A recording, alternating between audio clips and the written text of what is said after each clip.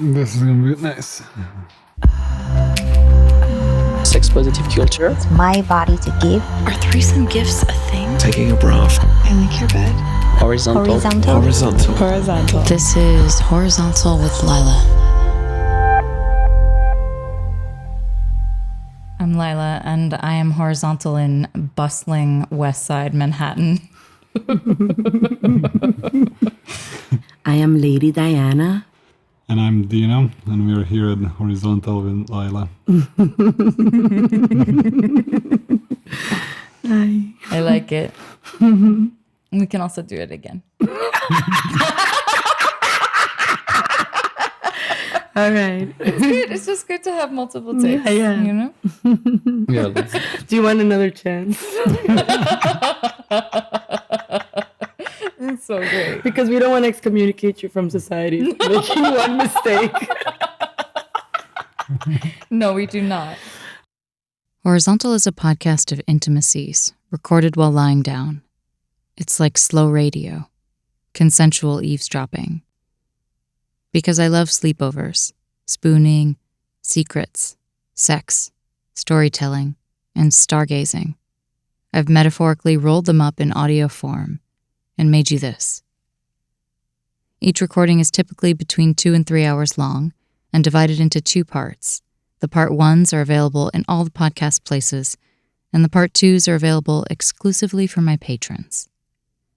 This conversation, however, was recorded over the course of nearly 5 hours, and so I've divided it into 4 parts. The first 2, episodes 94 and 95, are available to everyone, and the next 2, episodes 96 and 97, will be available only to patrons of the horizontal arts. So when you get to the end of this episode, and your mouth is hanging open in a bit of a gasp, and you simply must hear the rest of Leidy's epic romance, and I do not use the word epic lightly, you can sign up on patreon.com/horizontalwithlila for the full horizontal, including all the part 2s, and in this case, 3s and 4s, going back to the beginning, plus monthly intimacy tips and the secret patrons group with behind-the-scenes access. Patreon is spelled patreon.com/horizontalwithlila. It's like a love child of crowdfunding and a subscription service, designed to help us creators earn an income independently of networks, ad revenue, or selling our souls. My dearest goal right now is to liberate myself from my location and my current job, to be able to support myself with this as I tour America in 2020 and record episodes, lead trust games, create installations, shoot video, and write about making the world a more intimate place. Patreon is one way you can be a part of happening it. Another way is if you or your company wants to sponsor a shame-dispelling, loneliness-eradicating, connection-cultivating cross-country tour. I am particularly in need of renting a camper van. Join me on patreon.com/horizontalwithlila or send me a message with sponsorship propositions through the website horizontalwithlila.com. In the last episode, 94, I Want to Make Love to My Soulmate, part 1 of this 4-part conversation, I got horizontal with Lady Diana and Dino, her husband and lover and soulmate. Leidy is a licensed erotic blueprints coach, a sexuality Sherpa, and one of the most sensual, delicious, effervescent, mischievous, and delectable humans I've ever known. Dino is a former pro basketball player and current movement coach, an exceedingly tall, exceptionally calm, present, and grounded person.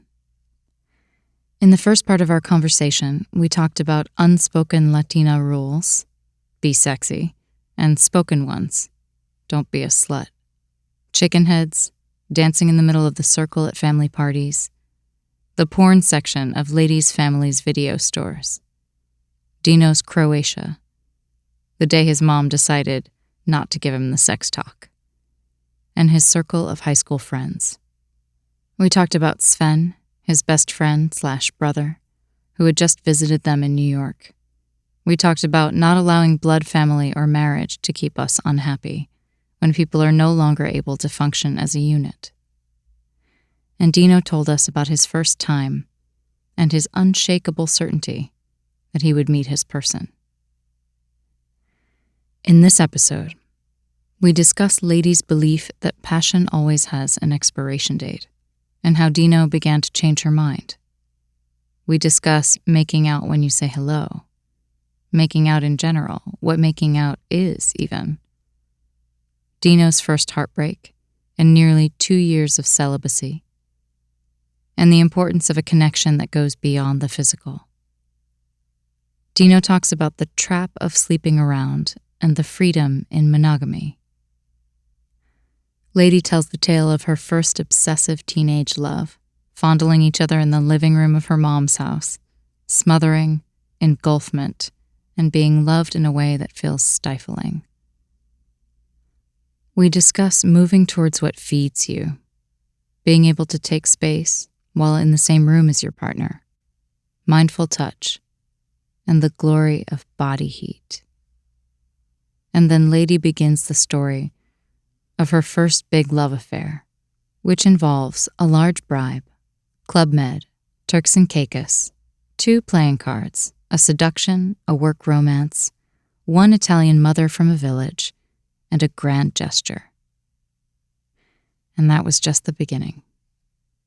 Come lie down with us again in Midtown Manhattan, New York, New York.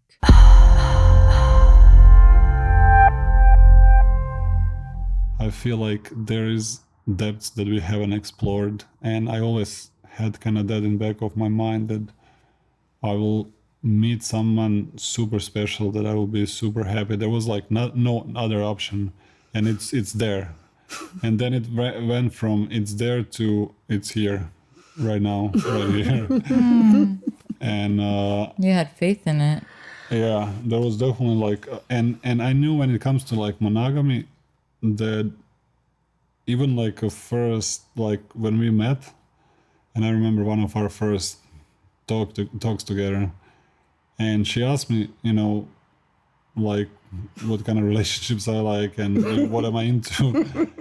And I remember I can't recall what I said. I remember just talking about like monogamy and what I'm into, and I felt like I put that really good in together, and I was really happy for Wait, what? What do you mean? like it was like question about what I think, and the way I explained, I really kind of liked how I did it. I felt good about it. What did you say? Because I wanted to know what works for you both about monogamy. So I'm really curious. This is the funny thing, because I don't remember what I said. I just remember kind of feeling good and looking at her, and she looked at me and she's like, I totally disagree. I remember what he said. He was talking about, the beauty of being with one person and going Yes. deep. And at that point, I just knew relationships don't work. There's some expiration date to the passion.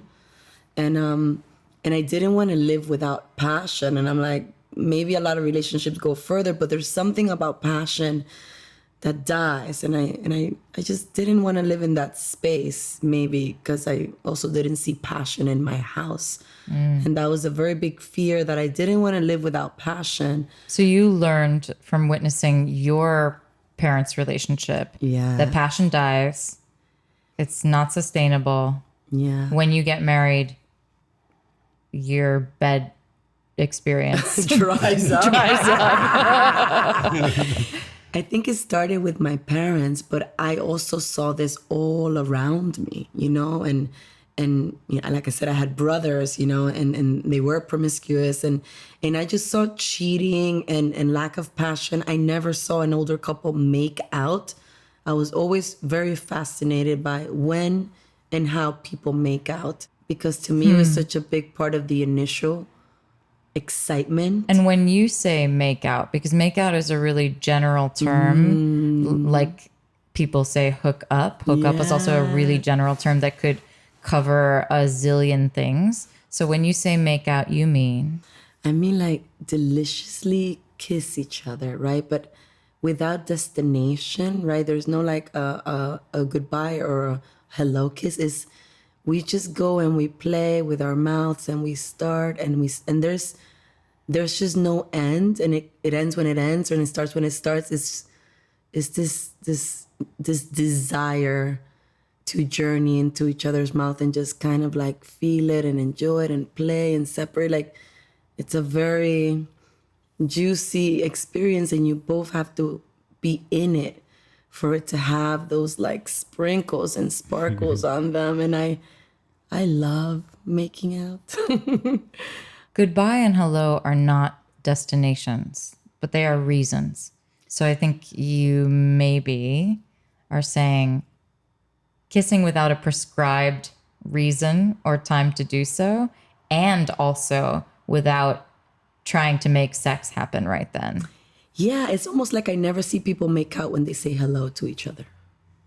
Like, somehow that's not when people make out, or in my experience. Yeah. So I love to sometimes just kind of make out with Dino when we say hello.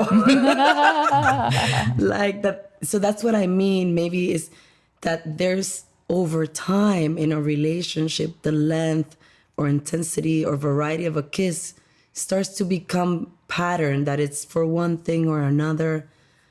So when I didn't see older people make out, or married people make out, or people with kids make out in that kind of way, yeah, I just didn't want that. And then it developed into different things. It started with that observation and, lack of passion in the home. And just, I also experienced in my relationships, a rise in, like, passion is so amazing at the beginning. And then A drop. Yeah, or like a plateau that is not going down, but it's just, it didn't get that boost back up again. It would in different ways, like a little softer, but it wasn't that like, and I think I love that effervescence of passion in making out, because it seems very beginning of a relationship, or maybe that's just the way I've experienced it.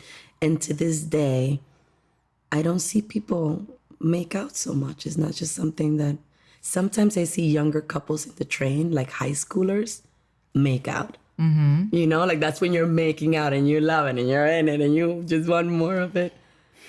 Oh my God. Yeah. Yeah, with Dino, when we started, I feel like we could make out for like hours and then just play with different like kisses and like just this appreciation for the art and beauty and experience of making out. Do you believe now, because you used to think that, so it was going to go up and then it was going to go down, or it was going to go up and then it was going to plateau. Do you now believe that it can go up and up and up and explode and turn into volcanoes and turn into waves and up and up and up and up and up and up inside and up and in and out and up? So maybe it's time for us to go back to that story. Actually, what I was really curious about is if you could trace for me, and I'd love it if Dino would start. If you could trace for me pivotal romantic relationships in your life, or maybe just pivotal relationships in your life that led you to this one. My friend Matt Stillman would call them relationships of consequence. Yeah. Ones that either shifted your path or opened you up, expanded you. You learned an important lesson that led you to eventually this partner. I believe for me, I don't know where I read that. Maybe it was like Osho or somebody. I can't recall where was it, but they were saying about love and about men. And he said how men need to have at least one real relationship, in the sense of I'm real in love, to experience that love and connection, to know what they want after. And for me, it stayed in my mind. And after I had my first experience in love and I got heartbroken afterwards. Can you tell me about hold on. Can you tell me about that? Can you tell us about that? I don't know if I want to go like too deep, just because it's I feel like there are better things to talk about. But I definitely, I felt like it was a great experience to experience love and connection. And as much as I can look now and be like, oh my God, what I knew then about love is like nothing, but it was real. You know, it was as real as I knew, and I was able to, you know, give and get. And I feel like, So what did you learn about what you want then from that first experience of being in love? Because you brought up that Osho quote. Or maybe not Osho. well, Maybe it was, David Data, who knows? Oh, data.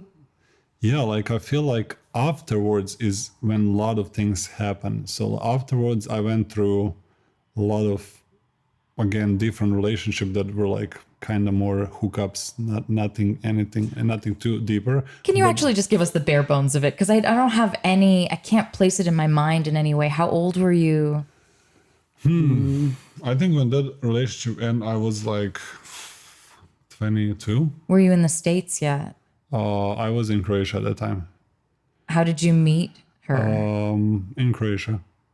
We met She's taking you there, puppy. yeah, we met in Croatia. We were in, but this, you know, I want to get to the point. The relationship was about 3.5 years. After it ended, I experienced that kind of heartbreak and some relation, like this connection that was broken. That was, I felt like, oh shit, this could be it at one point. And when that happened, I took a step back. I kind of look at, I try to look as without any kind of biases of what can I get better, where can I improve. Why did it end? Probably similar kind of reasons that we just kind of went over it. I felt like over time, passion definitely went down. And then I feel like when that happens, it's just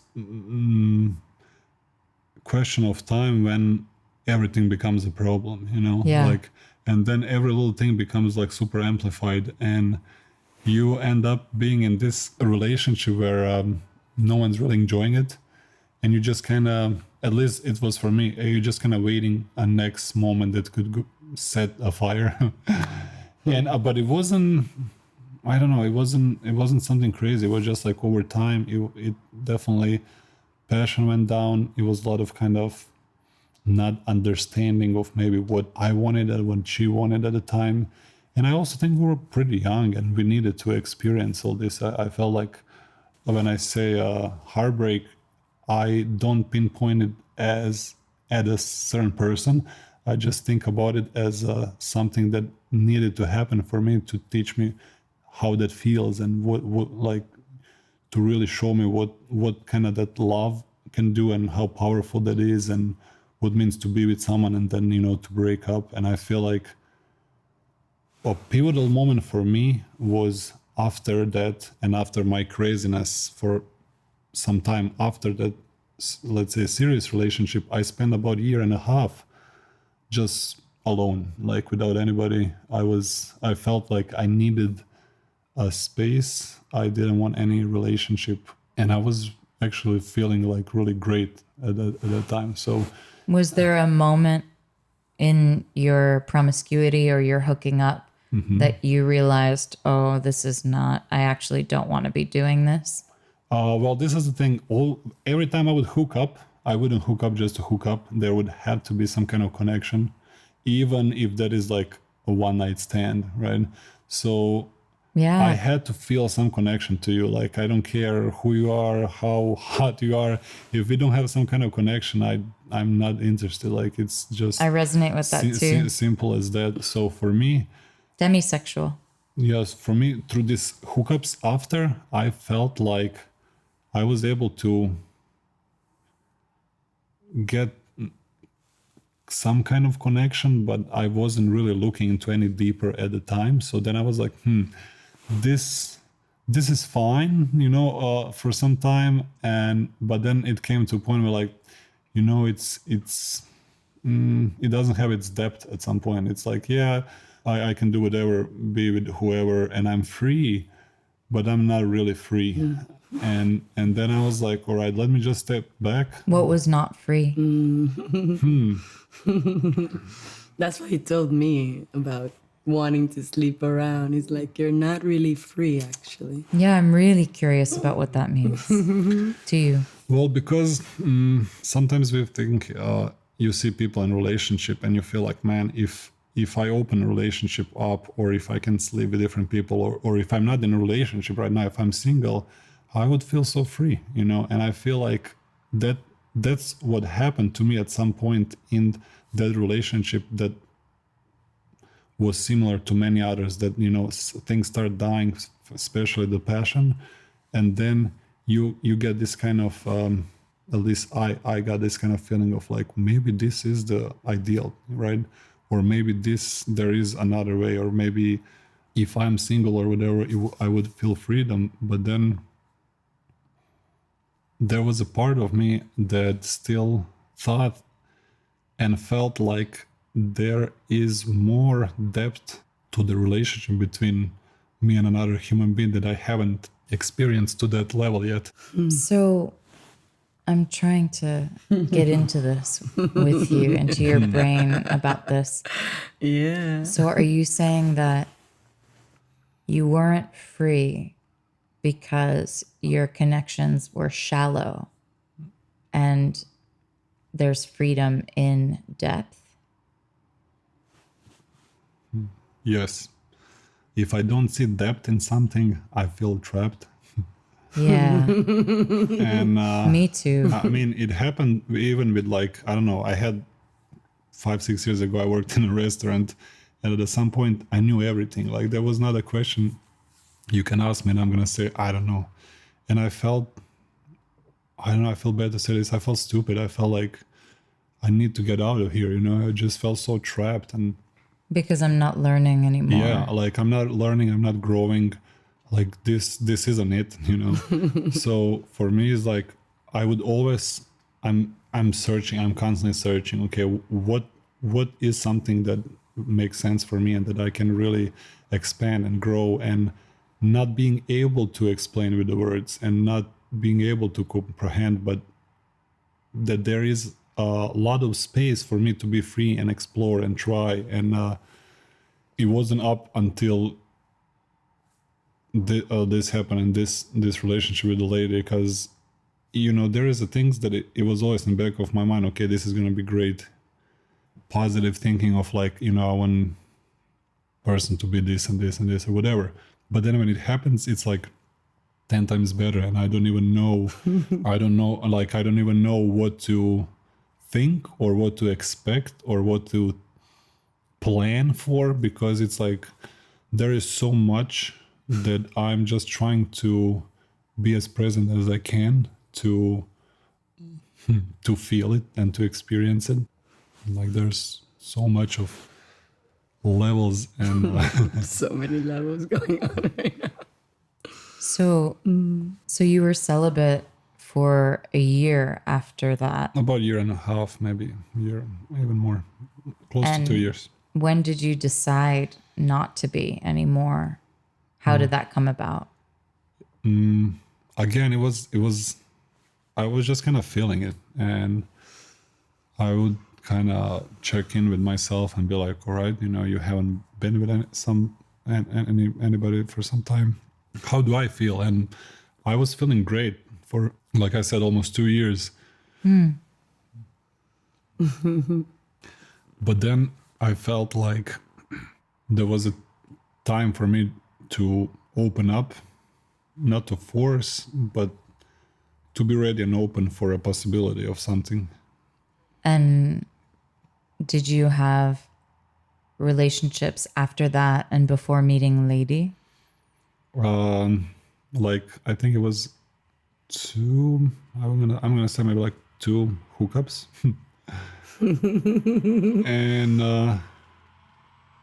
and it was pretty short. At that point, I was like, I wasn't really interested in like just hookups for the sake of it. I was like, really kind of wanted to find something more, something like somebody to share more time than just, you know, a hookup or a why night stand. I thought for a second you said a why not stand. Why not? Oh my God, that's so Why good. not stand? That is a new term. I think that's the cuteness of Who sometimes cares? Why not? Yeah. Why not stand? Why not stand? having an accent. Like then you create these new things. It's beautiful. I You're really, cute, really Sophie. like it. I want to pause there because that leaves Dino ready and open, and before he's met you. And Leidy, I would love to hear about your relationships of consequence that led you to this one. Chica, you want to go there? Yeah, babe, I do. Do you want to hold my hand? I think my palms are a little sweaty. Like, I'm like, baby. You know, despite my looseness growing up, I've actually been in, I feel like, a lot of serious relationships. My first boyfriend was at 13 years old, and I stayed with him 7 years. Wow. That's remarkable. Yeah. So you want to hear a little bit about each one, or just like Yeah, how I'd love many? to. Yeah. So it was funny. It was funny that even though I didn't get a sex education at home, my mom did something so smart. You know, I was 13 and he was 18, and he was my brother's friend. And it was obvious that this was like a big gap. This is in the DR. No, this is here. This is here. Yeah. In So this is, I'm 19, so I'm 13 years old. I don't know, you do the math. no, not the year. Yeah. In the location. Washington Heights. Yes, we're all Dominicans. I believe it's the largest population of Dominicans outside of Dominican Republic reside in Washington Heights. Wow. And everybody's Dominican. Well, Everyone's here. no, everybody's Latin, but there's definitely a lot of, you know, Dominican, Puerto Ricans, Peruvian, but it's heavily Dominican population. And my mom said, you know what, you can be with him, but you have to see him here in the house. And I thought that was such a smart move, because I could go to rooftops and, you know, my makeout thing that I like. And I think that gave me an opportunity to be free. Like, and we would go sit in the living room and hold hands and stuff. And I must admit that sometimes we would fondle each other under, like if we were watching a movie, but with people there. Like it could be my parents and my brothers. That we definitely, I don't think they know this. So naughty. You think? You love getting away with things. Oh my God, I've always been naughty, definitely. And it was amazing, and it's such a thrill. And I think that's also so beautiful. What about your mom? Yeah. Right? Because it's what it implicitly says is this is okay. It's okay for you to date. It's okay for you to kiss. You are welcome to do that in my house. You don't have to go out to some alley. You don't have to go, you know, out to some park in a dangerous location to do this. Totally. Please stay here, Yeah. you know? She did that beautifully, to the point that she did it even with my friends. She wouldn't really let me go out so much to stay over. She said, bring your friends here. They can sleep here. And my house became a place where everybody went to. We had house parties there. Like it became the gathering. Still is. It still is. I really, that makes so much sense to me about you. Oh my gosh, she just loves everyone together, but in her house. Even now, you know? That makes so much sense to me about you. Why? Tell me, like, what are you picking up? I don't know. You feel like someone who wants to like throw a blanket over the whole community and take them home. And make out. Yes, and make out. There's a lot of the hosting that we both have in common. Oh, yeah. Hosting is beautiful. Well, we just hosted Sven, so that was a mind-blowing experience even for me, to witness them. And so, yeah. And it's funny that no one told me don't have sex with him. Or I don't remember. Maybe I selectively forgot. Yeah, whatever. No one told me. And, you know, Likely story. you know what? I think I may ask my mom and my dad wouldn't have said anything, but it just made it okay. So it was like, be with your boyfriend, less party, be with your friends, as long as it happens in this container. And then we felt very free. We threw so many parties and everything. And so I was 13 when I started dating him, and it was November 29. And I remember because I celebrated 7 November 29s, like it became like such a date. And we loved each other very much. It was an amazing, the first 3 years, hint, hint. The first 3 years were amazing and almost, I can say, obsessive, that teenage love that is very engulfing. Yeah, I hear it called now new relationship energy and abbreviated to NRE. Yeah, NRE. It's funny because the journey started even in trying to find out this new relationship energy. Like, how do you keep it? Where does it come from? And I think that was one of the big moments for me to become a sexuality coach, becoming obsessed with how can we make this energy, like, can it be sustained? Ooh, how can we extend Can and we hack the sustain it? system? And then, of course, Dino comes along and hacks the system and breaks the system, remakes the system, makes it delicious. And it's no system at all anymore. And it's just pressure. You want a system that's delicious. He just like blew everything out. Oh my God. And he has a way. I love your sound effect. Thank you. He has a way of making things look effortless that is just, I admire it, and I'm very attracted to it. Like he'll do powerful things in this subtle way, and it's, Yeah, there's a sense of ease about you, Dino, that I really admire. It's like I have a healthy jealousy with it. Yeah. That I love it, and I'm not there. I'm like, And I'm like, let's breathe. I have zombie energy sometimes. But clearly he loves you, and he didn't settle with somebody who is also effortless, right? Yeah. Two effortless people maybe just sit around going, Yeah. But there is effort. It just doesn't look forced. Yeah. It's like he does, and there's action, but it's so graceful that it seems seamless. Almost the way you dress may seem seamless, but there's a process and thinking about, I don't know, the behind the scenes doesn't get seen so much, and it's beautiful too. But also it seems that you're distinguishing action from effort, right? I can do all these actions to adorn myself, and they feel truly delicious and ceremonious and ritualistic and powerful to me. Yeah. They are active. They take time and energy, but they're not effortful because I'm not pushing or forcing anything or trying to bend anything backwards. Yeah, maybe you're flowing with your wardrobe and you're making love to it and the pieces. I definitely make love to my wardrobe. Do you make out with your wardrobe? It feels so good. So, yeah. So we were in the house parties. For the house parties. So, and you have this first boyfriend, and then the November 3 29. years feel amazing. Yes. But then, well, then it got stale, and then it just got flat. And it's funny how it literally just started to lose. But we were young, even like Dino said in his relationship. It's almost like I did become curious of more, and he was more interested in the monogamy part. And I think I was trying to explore, I want to maybe make out with a girl. And I definitely had that curious energy that I knew I was in a monogamous relationship, and it did feed me. But I think at 3 years, I maybe started to feel the curiosity. And I'm not sure that was the case for him. every time you use the term feed me, it feels really delicious to hear, but I also want to know what it means to you. Yeah.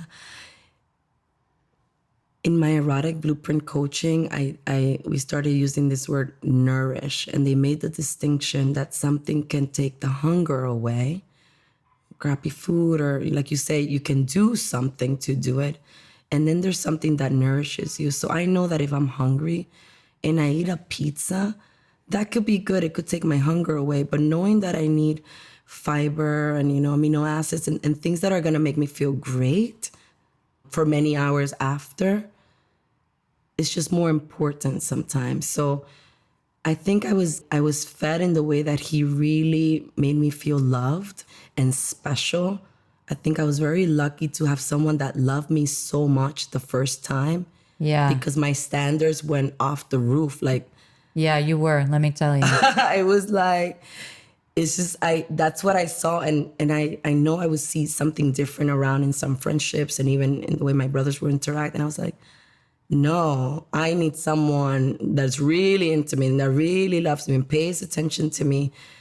And he really laid a beautiful foundation for self-worth, I think. Yeah, And I imagine when you're loved in your first relationship, I didn't personally experience that, but I imagine when you are, you then believe that you deserve it because you've Yes. experienced it. And I wish we could all have that truly. yeah, I was lucky and he was very loving, but he loved me too much.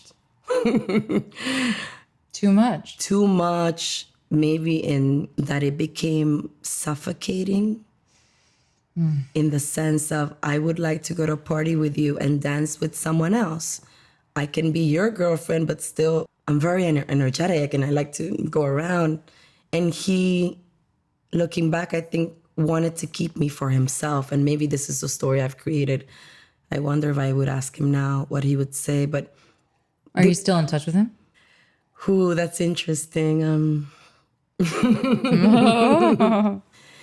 I believe that our relationship was so powerful and it had such an impact on him when it came to heartbreak at the end that he had, I'm sure, many lovers after that. I think the partner that he settled with definitely got that story.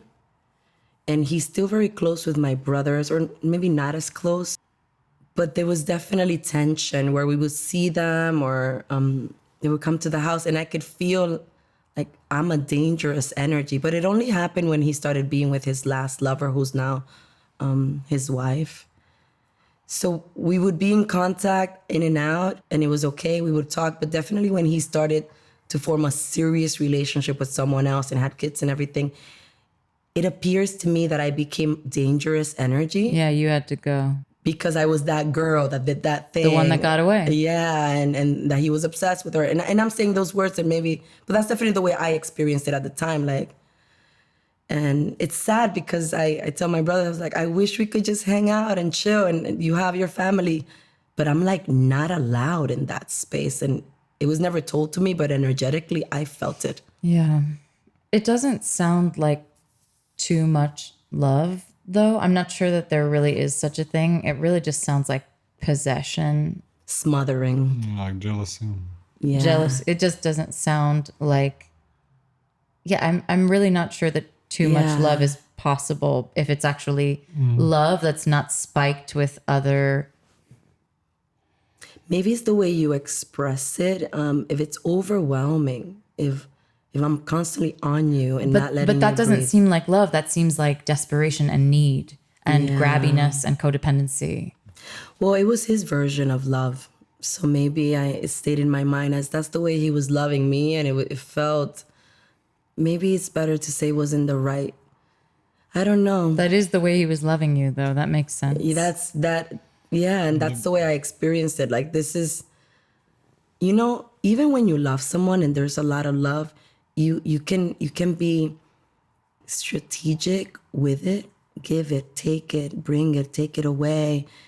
I think when things are present in the same form all the time, consistently, same pressure.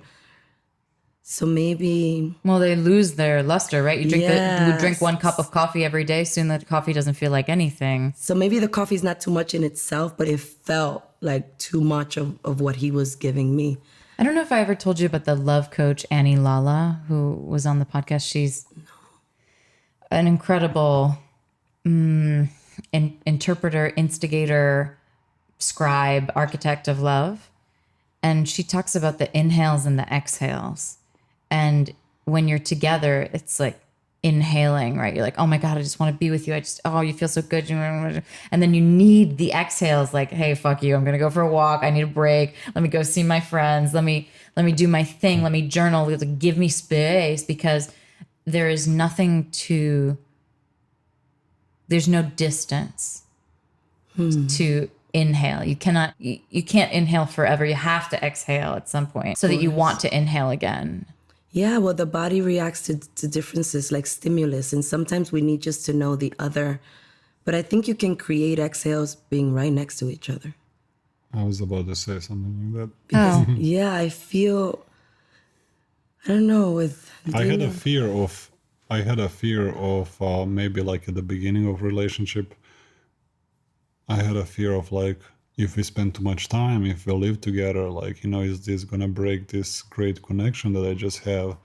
Or like, what is it too much time to spend with someone, or what is it enough? And then over time is, we do our own works, and there is times where we're definitely gonna be separated. But I really honestly didn't have a thought yet to say like, oh my God, I need like to travel somewhere. I need to go day off somewhere. I need afternoon by myself. Like I feel like there is times where I'm by myself and she's by herself. But when we're not, I'm like really looking forward to, I love hanging to out that. with you. Yeah. Like, really. Yeah, I'm done with my work and I'm going home and I'm with a smile because we're gonna hang out and like have a good time. But we do create, it's interesting because we could be here in the bed as we are now. And I could be, researching something or preparing something, and he could be, studying his PRI. And I don't feel that with many people. I can go totally in my world and be in it, and he can be totally in his. But it also feels good to be there at the same time. And it's not that we're together all the time, every day, but we definitely spend a lot of time together, and it just feels flowy, subtle, light. Like it's never a thing that has a charge. You mean like co-working? Yeah, so we definitely co-work. Maybe I just put it in some other words. No, Yeah, I'm not trying to downplay it. No, for sure. But I'm relating it to my experience of that, which is when co-working with a friend, where we're each focused on our own activity. And well, he may grab my boob at one point. Yes, that's a and little then that will different. be over right there. And it's just that just happened, and it's great. But I mean, those kind of breaks also happen when I co-work with a close friend, right? Where we reach out and we're like, look at this funny meme, or, oh my God, can you believe what my partner just said, and then we go back. Yeah. And I love that play. But I also love to practice mindfulness at these moments, because maybe we're gonna be doing something for some time, 2 hours, 3 hours, whatever that might be. We're sitting there for some time, and maybe there's gonna be a time where I'm just gonna touch you, but touch you mindfully, and that's all. We don't need to talk, and we're just gonna maybe like smile and go back to our worlds. Yeah. And it's like, hey, I'm here, and I feel you, and I appreciate you. All right, let's go back to work. Or let's cuddle and then just keep going and then body map each other. Body map each other for a couple I have hours. some homework, Papi. Can you help me for this workshop? What makes your touch mindful in that moment?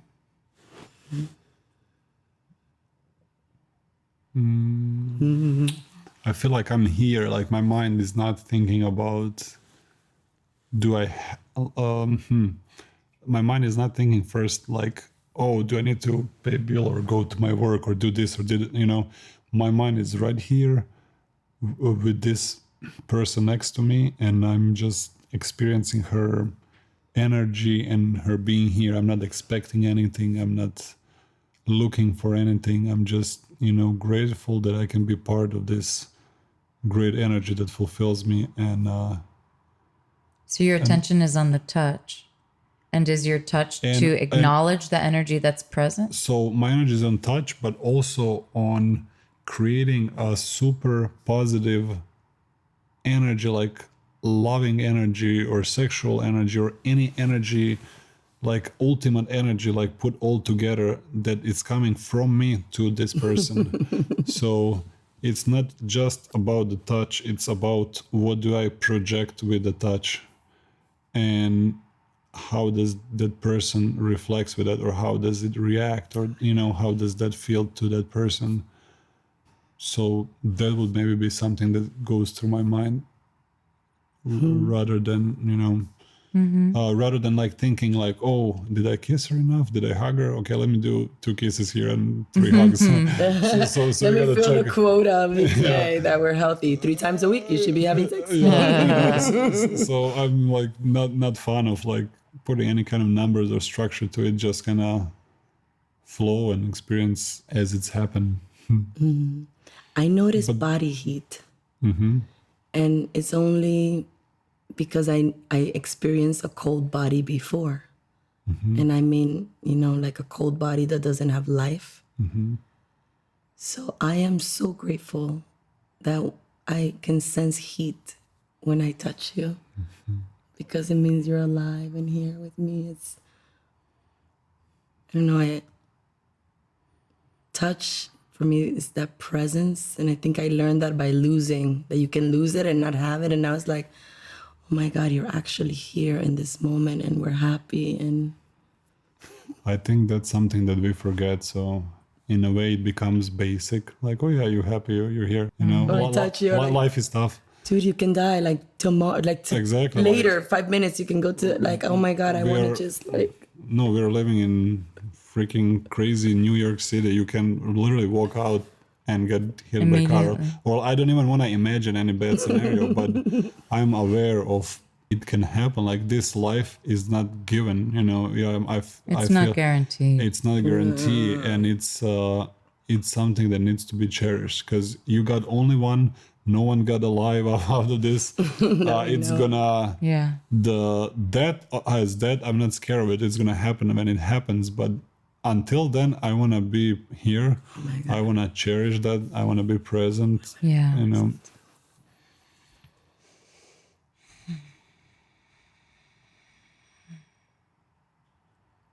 Lady, can we go there? Can you navigate us to it from the rest of your relationships after the first one? Yeah, so after that first relationship, I had some entertainment along the lines, but the next big one, That's such a good way to put it. Yes, a little television. there was just some entertainment, but I got a job working for Club Med in Turks and Caicos Island. And it was like a dream. And it was the first time that I was going to leave home and be by myself. Yes. Live on an island. And By teach yourself. fitness. Yeah. And there was all these gorgeous tanned people. And my mom didn't want me to leave. It was a big deal. But I felt like I'm ready, and I was so curious. This curiosity has always been like, oh, what else is there? And you had graduated from because you were 20 at this point. So no, actually, so this is what happened. I had gone to Club Med 2 years prior with Crunch Fitness as an instructor. And I was 2 years into NYU, and I came back saying, I want to live there. I want to be there dancing and entertaining. And my father said, I think you should finish first, and I'm gonna bribe you. I'm gonna pay off all your debt and gift you a trip to Dominican Republic. Ooh. If you finish the 2 years that you have left at NYU, and then you can leave. Is it an opportunity or a trap? Oh, it was a delicious bribe. I took it for sure. And it was, I'm so glad he did that. And he's so blunt and honest that he did call it a bribe. So when I say that, he didn't sugarcoat it. He said, I love it. This is what I'm doing. I am bribing you not to do this. I am bribing you not to leave. That's why I became a yoga teacher. You got bribed? Yeah, I was saving for a Vespa. My mom didn't want me to get the Vespa. She said, if you don't get a Vespa, I will give you the rest of the money for your yoga teacher training right now. That's perfect. I was like, okay. Yes. I was like, of course. I don't know. I had all these credit cards. Of course, they pump credit cards into you, and you're like 17 and you don't know what to do with them. And I was so grateful that he was willing to take that off my shoulders. So I gladly accepted that bribe. But the minute I finished my finals, I remember, I think it was like December or something. I was supposed to graduate in May. Like the last thing that I needed, the minute I did it, I booked my flight to leave. I contacted Club Med and they were like, yeah, we still want you. And I didn't even go to my graduation, my like NYU graduation. That was such a big deal, you know, for my family. And for me at the time, it was only me and my best friend, Lida, at the time that got to get into NYU. It was just a big deal for us, you know. I totally get it. It was a big deal for me too. And I didn't go to the big graduation. Oh, really? No, I went to the Tisch one. Yeah. And my studio, my acting studio, but I didn't go to the big one. Probably because I was resentful. I really wanted that photograph of my mom had gone to NYU. Oh, wow. And graduated from this. Tisch as well? No, she did, what's it called? Therapeutic drama. What's it called? Do you know what I mean? No, I could understand therapeutic drama, but you mean which school holds that, like Steinhardt or?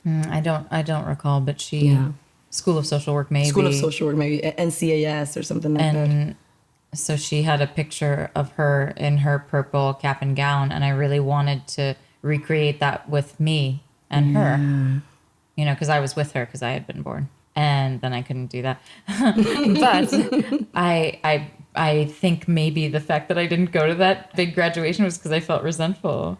I was like, oh, fuck it, I don't need to go to the big one. Yeah, no but you photo. you just skipped it to go to Turks and Caicos. I'm like out. I didn't even get my diploma. I didn't get my diploma for years after. My parents were so upset because they couldn't hang up this NYU diploma on the board. And I was the first one out of my brothers to like have this, you know, bachelor's. And, such a thing.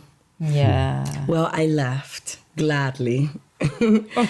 And I arrived in Turks and Caicos as a fitness instructor, and the manager was away, and they spoke so highly about him. You know, he was great. He was Italian, and I didn't think anything of it. And he came 2 weeks later. He came back from his trip, and I remember he came to the dock. There was like a bark of Sharkies right next to the beach, and then there was a dock where you could do the yoga there. They wanted like, to attract people to the bar and to the yoga class. Yoga and the bar, but that's Turks Club Med. It's an adult village. And he came to meet me, and this man just like walked. I've never been really so impressed by someone like this at this point. And he had these bright blue eyes. And I remember we shook hands, and it was like time just like stopped. Like I just knew something cosmic was happening. He was something, and I wanted it. So I told my roommate, I'm gonna sleep with the boss.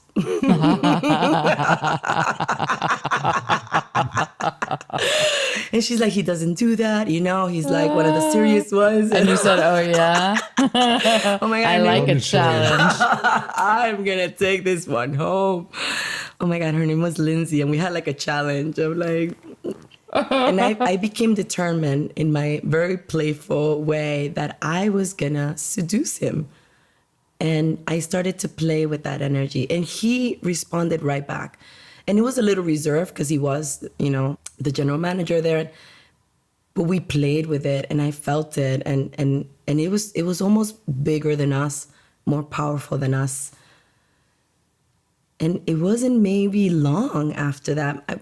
Let's say maybe like 2 weeks of that game. And I remember one night we're backstage. The general managers perform at Club Med, like they're a part of everything, and people love that. It's like, oh, the boss is on stage. And I remember we were backstage getting ready to do can or something cheesy like they do. And I think he had like cards in his hands or something, and I took 2 cards. And I said, is it yes or is it no? And we had never discussed the energy or... Ooh. And I just like... Ooh. I love it. Yeah, I really like went for it. And because it was unspoken energy, but either you know what I'm talking about, or I'm glad that you don't. Or you're going to ignore it. Yeah, and then I can walk away and nobody knows what's happening. And he looked at me. He did take a pause, and it's funny because he did that later on when I asked him to marry me. He took a pause, and then he put his hand on the hand that was yes. And then it just began. And I think I moved into his house like 2 months later. And maybe my family was meeting him 3 months later. Wow. It just spiraled out of control, meaning this is significant, and he didn't care that now you're sleeping with the new employee, first season, they call us the rookies, you know? Mm-hmm. And he was so... I love that he was publicly affectionate with me, because in those environments, it's easy to be like, we're at work. And no, I was his girl. And the guests knew it, and the employees knew it, and there was jealousy around it. So much jealousy that I quit. Wow. Because his assistant got so jealous with our energy, and that I was somehow competing with him. I wasn't. That he was abusive to me verbally, and I thought that was very inappropriate. And I said, I quit. But stay living in Club Med with him as his lover. And then in Club Med, you have to sign a paper saying that I'm officially allowing this person to live here with me. Mm-hmm. And it was such a big deal. And he was 17 years older than me. And that was like a thing. So I think I was 21, he was 39. Anyways. Mm-hmm. And then? Yeah, I just almost have to take a moment. There's so much... He was the biggest thing I had, like, experienced.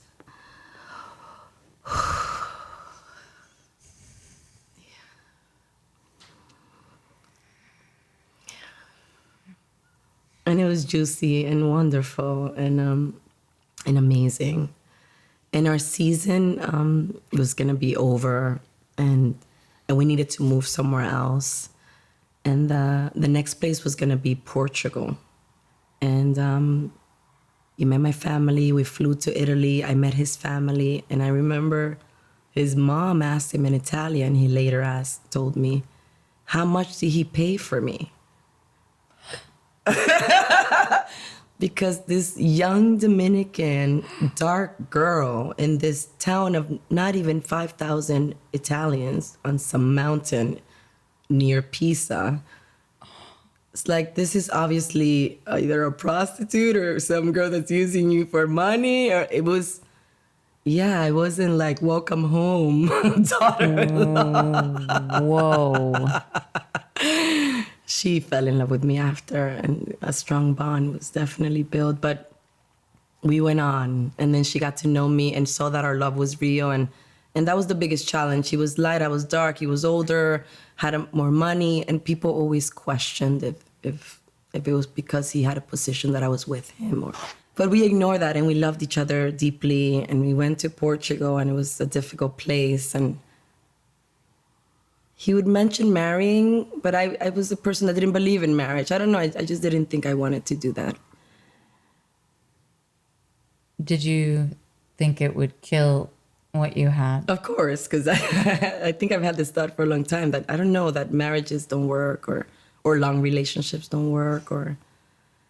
But something came over me in Portugal one day that I was going to ask him to marry me, even though I had never responded to his conversations about it. So in his mind, I didn't want to get married.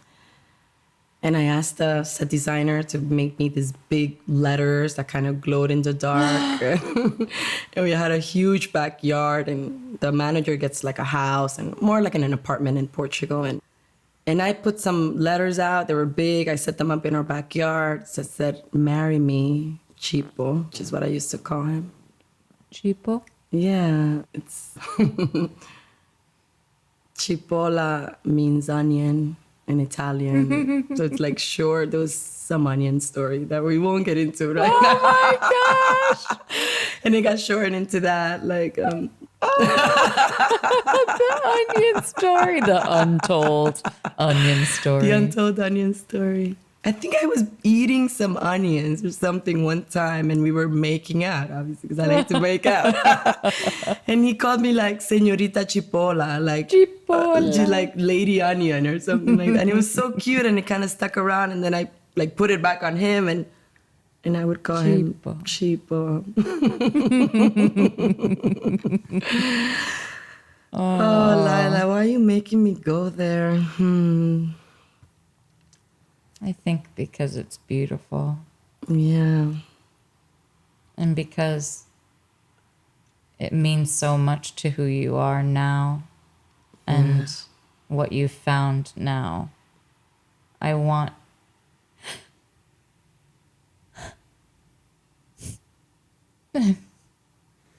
people to know it's possible, you know? Yeah. It is, chica. It is. And Alessandro laid that foundation solid. So I asked him to marry me. And I was so proud because I said, well, if I never wanted to get married, and it would be cool actually if I'm the one that asked. So then I wanted to kind of be like, I chose to ask you to marry me. It wasn't like you decided, it was the moment and I was waiting for it. It felt really empowering to ask him to marry me. I love it. Yeah. And he paused as he did when he first met me. And it's funny because I had a video of it because it was his birthday and we came back from the bar and I was videoing his reaction until he found the letters like playing. And he like, it was confusing and I don't know where that video is. It's sad, but I think he paused for a good minute, which could feel endless when you're asking someone to marry you. Like, does he not see the letters? You know, he did wear glasses. Like, does he not understand? Like, does it just look like, I don't know. Did I spell it right? Yeah, I don't know. I was just like, it was forever. And he said yes. Eventually, after the longest minute ever. Anyway, we finished that season and flew to Italy on this little town and got married. And I wore white pantsuits. So I was like, okay, if I'm not going to get married, I'm going to ask him to marry me. And I'm also not going to wear a dress. Pants. And I am wearing pants. And I am wearing pants and a pink corset. Oh, it was wonderful. We were very happy and we loved living this travel life. And from getting married, we got stationed in Thailand. And it was beautiful because I was growing in the company and he was thinking of retiring. And you cannot have two general managers that are a couple. It's a conflict of interest and money. And so he was willing, this was the talks, to retire so I can become general manager in Club Med and he would just support that journey. So it was also my first experience feeling really supported by someone in a career. Like, wow, you're willing to give up this, which is sweet. So he fed me also in a different, it was like the mature version. Like Dino said, like I needed to have that love experience where I knew to love. And then he just upgraded that like to another level. But I still did wonder, curiously, after maybe 2.5 years, if the passion could sustain. But it wasn't like a big fear. It was just like a little thought in the back of my mind. Anyway, so one day he gets a stomach ache and I'm like so happy. He's like my stomach is hurting. I'm like, oh my God. In Club Med, you're always looking for an opportunity for time off. So it was like, okay, then I can take care of you and I don't have to do the show or like work. Anyways, he had the stomach ache for a few days. And then he was being like moody and I was like, he didn't want me to touch him. And I was like, is this guy like, is he cheating on me? Like, I thought this was like, It's funny, I've never used the word soulmate before Dino, and I didn't with him, but I definitely thought he was it, like the ultimate experience. So we decide to go to the hospital, there's something wrong, and they tell him that he has cancer.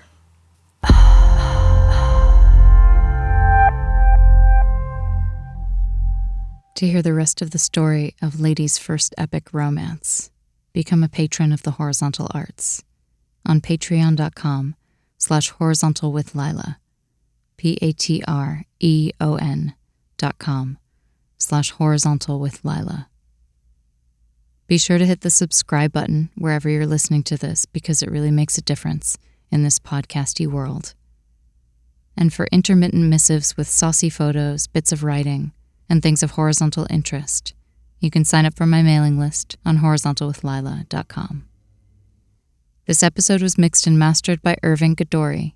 Find him for all your audio needs at igrecording.com. My intro music was composed by Alan Markley, Plastic Cannons on Instagram. And my cover art was designed by Shauna Shea, whom you can hire through 99 Designs. Until next time, may you have someone to love, something to do, and something to look forward to. I am looking forward to Wednesday, my birthday, and seeing both parts of Harry Potter and the Cursed Child on Broadway with two of my dearest friends who also happen to be horizontal guests and horizontal patrons. Pretty excited. And dressing up. I'll take photos. I'm glad to be alive. I'm glad to see another year. Thank you for listening. Thank you for getting horizontal. Do you need some water before? Because you've been clearing your throat several times. Has the expression chakra. Sometimes it has nothing to do with water. It's just like, I know. yeah. But sometimes it's like a little placebo. Yeah. I'm down for placebos. Yeah.